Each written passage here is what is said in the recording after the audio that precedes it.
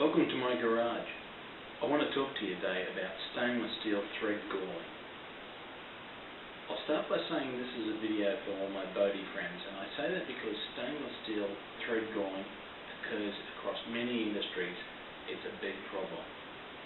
If you're watching this video, there's every chance you've suffered from it.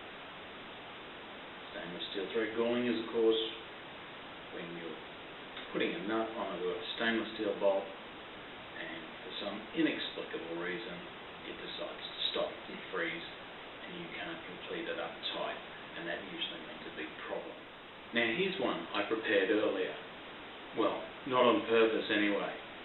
I'm installing a fuel filter and I successfully put in one bolt, the one I had in my hand a minute ago, and then when I was doing up the second one, oops, it's lock solid. It won't go any further. So it won't go on and it won't come off. So the only way to get it off was to actually cut into the fiberglass of the boat and leave a nice little hole in my boat. Happy? Not. Now, as much as I wrestle with this, I can assure you that either way, it is not moving. It is totally locked. It's called cold welding. That nut is now as good as welded to that bolt. So why does it occur?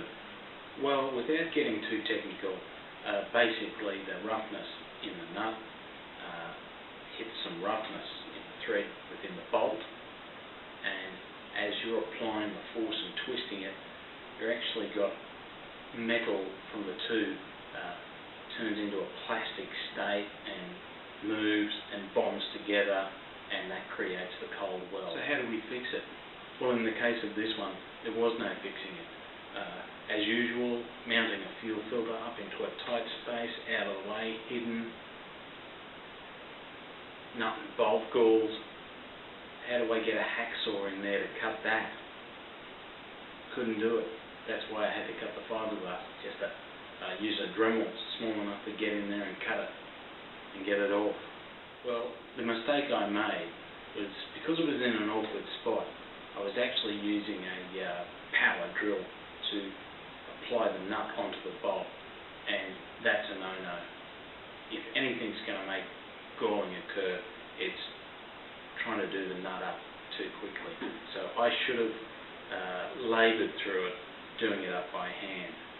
The other thing that would have helped me is if I'd have just got this pot of grease out and kept it with me, and before starting, just dip the bolt in and apply the nut, and off I go. There is one other thing you can do, is to look for fine thread. This is a coarse thread stainless steel bolt, 316, and they recommend that you go for fine thread if you can.